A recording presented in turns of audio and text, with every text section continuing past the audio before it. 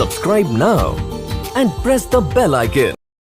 Hello friend, हम लोग बात करेंगे आज पॉलिनोमियल बहुपद पर, जो कि क्लास 9th के चैप्टर 2 है। मोस्ट इम्पॉर्टेंट चैप्टर है, हमारा क्लास 10th में भी है। तो सबसे पहले बहुपद में हम जानेंगे वेरिएबल क्या होता है और कांस्टेंट क्या होता है, चर और अचर क्या होता है।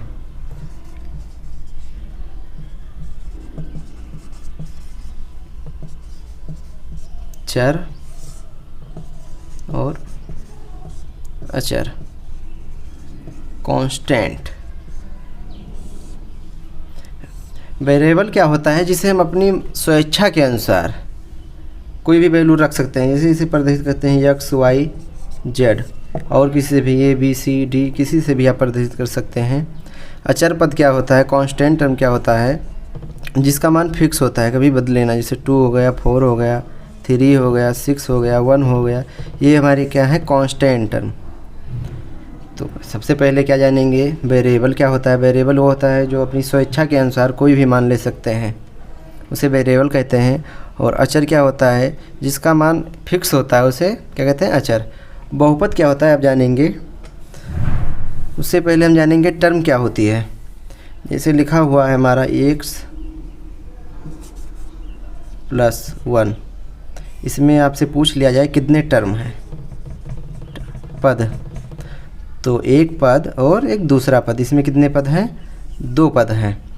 तो बहुपद उसे कहेंगे जिसमें 2 या 2 से अधिक पद हों, 2 या 2 से अधिक टर्म हो, उसे क्या कहेंगे, पॉलिनोमियल।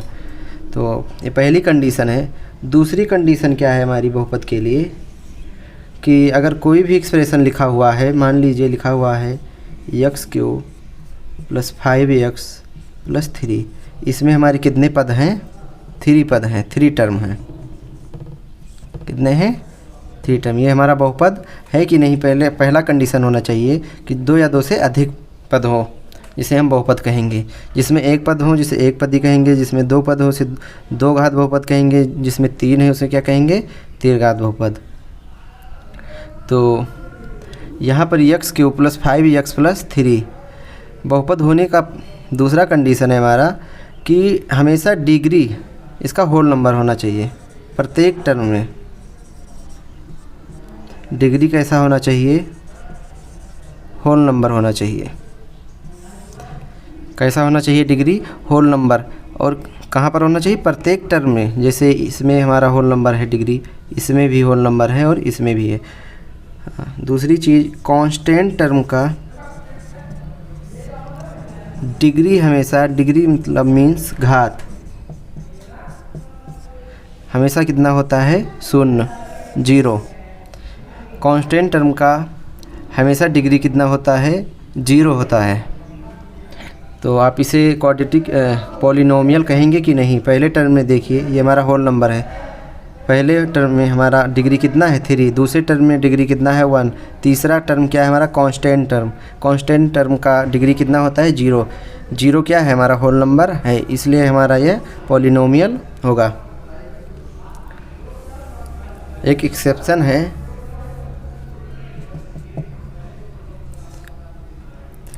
जीरो की डिग्री घात परिभाषित नहीं होती है।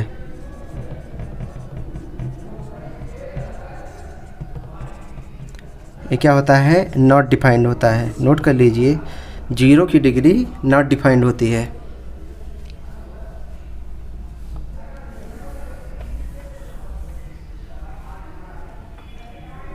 अब गुणांक जानेंगे क्या होता है। जैसे आपसे कोई पूछ ले, सबसे पहले घात जान लेते हैं। घात क्वेश्चन में भी पूछता है, डिग्री। अगर आपसे प्रत्येक टर्म की डिग्री पूछे तो अलग होगा। अगर आपसे बहुपद की डिग्री पूछे, पॉलिनोमियल की, तो क्या बताएंगे कि एक्सप्रेशन में जो लिखा होता है, प्रत्येक टर्म में जो सबसे बड़ी डिग्री होती है, सबसे बड़ी घात होती है, उसे बहुपद की घात कहते हैं। जैसे एग्जांपल के लीजिए, x⁵ + 3x² + 5x + 4, ये हमारा एक्सप्रेशन लिखा हुआ है। पहले टर्म में हमारी डिग्री कितना होगा, 5, दूसरे में कितना है 2, तीसरे टर्म में क्या होगा 1, फोर्थ टर्म में क्या है 0। तो इस पॉलिनोमियल की डिग्री कितनी होगी, घात कितना होगा 5। डिग्री क्या होगा, कोई भी एक्सप्रेशन लिखा हुआ है और जो भी वेरिएबल है उसके मैक्सिमम पावर को क्या कहते हैं, डिग्री कहते हैं। नोट कर लीजिए।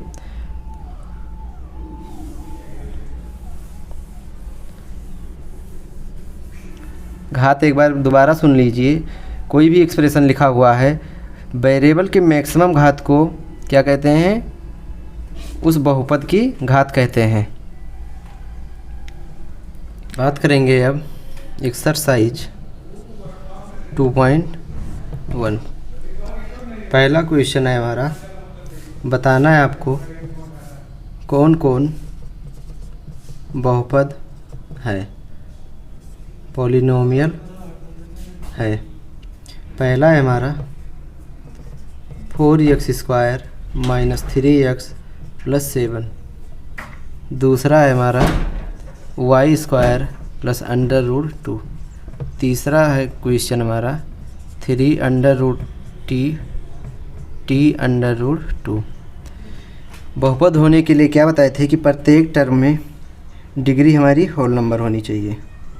तो इसमें देखिए फर्स्ट टर्म में हमारी डिग्री 2 है, सेकंड टर्म में क्या है हमारी डिग्री 1 है, थर्ड टर्म में हमारी डिग्री कितना है 0। कांस्टेंट टर्म की डिग्री कितनी होती है 0। तो ये हमारा पॉलिनोमियल है, बहुपद है। दूसरे में देखिए कांस्टेंट टर्म है, इसकी डिग्री कितनी होगी 0। और ये वेरिएबल है, वेरिएबल की इसकी डिग्री कितनी है 2। तो ये हमारा प्रत्येक टर्म में डिग्री क्या है, डिफाइंड है। तो ये हमारा बहुपद होगा। थर्ड टर्म में देखिए, फर्स्ट टर्म में ही देखिए, थर्ड क्वेश्चन में √t। √t का मीन्स क्या हुआ कि t के पावर 1/2। 1/2 क्या है हमारा, होल नंबर नहीं है, इसलिए हमारा बहुपद नहीं है। अब 2 क्वेश्चन इसमें बहुपद और बताना है। अब लिख लीजिए y + 2y। कमेंट बॉक्स में बताइएगा कि ये बहुपद है कि नहीं। अब दूसरे क्वेश्चन पे मैं चलता हूँ। गुणांक, दूसरा क्वेश्चन है x² का कोफिशिएंट, गुणांक बताइए।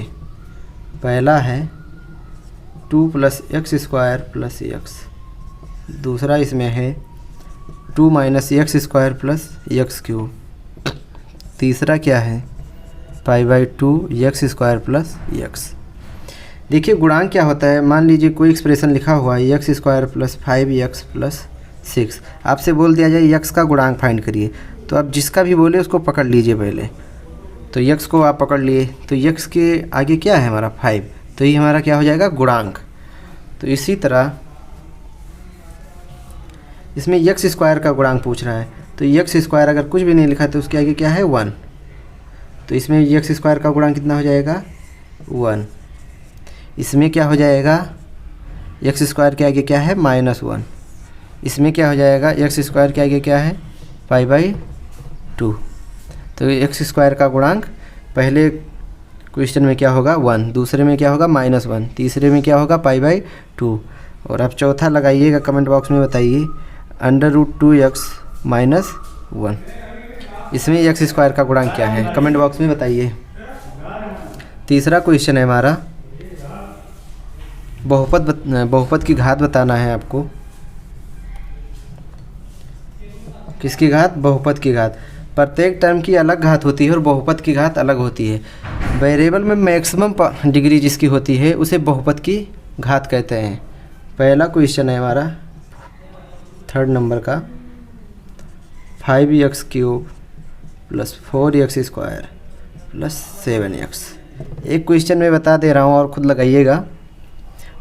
फर्स्ट टर्म में डिग्री क्या है हमारी 3, सेकंड टर्म में क्या है डिग्री 2, थर्ड टर्म में क्या है डिग्री 1। डिग्री फाइंड करने को बता दिया है क्या होता है।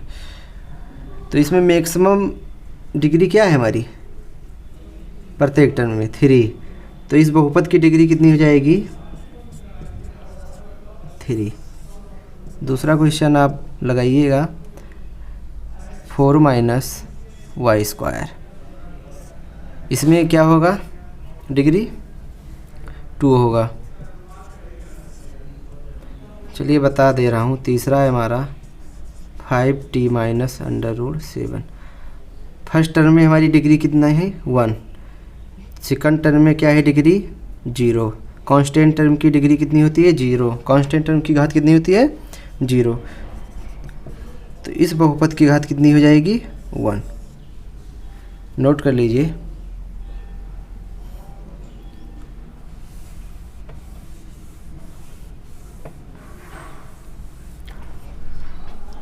अगर डिग्री बहुपद की 1 होती है तो इसे क्या कहते हैं लीनियर। अगर डिग्री 2 होती है तो इसे कहते हैं क्वाड्रेटिक। अगर डिग्री 3 होती है तो इसे क्या कहते हैं क्यूबिक। इसी तरह इसे लीनियर कहेंगे अगर कोई इक्वेशन लिखा है अगर डिग्री 1 है पॉलिनोमियल की। तो अगला क्वेश्चन है हमारा, आपको बताना है कि कौन कौन रेखिक है और कौन कौन द्विघात है और कौन तीर्घात है। हमारा क्वेश्चन नंबर 4 है। तो पहला है x² प्लस x,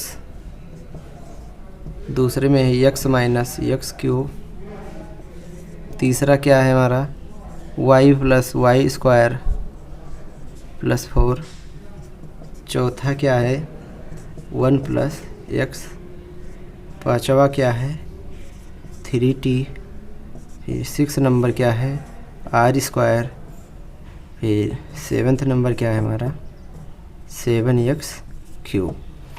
देखिए इसमें कितने टर्म है 2, इसमें कितने हैं 2, इसमें 3 टर्म, इसमें 1 टर्म, इसमें 1 टर्म, इसमें 2 टर्म, इसमें 1 टर्म।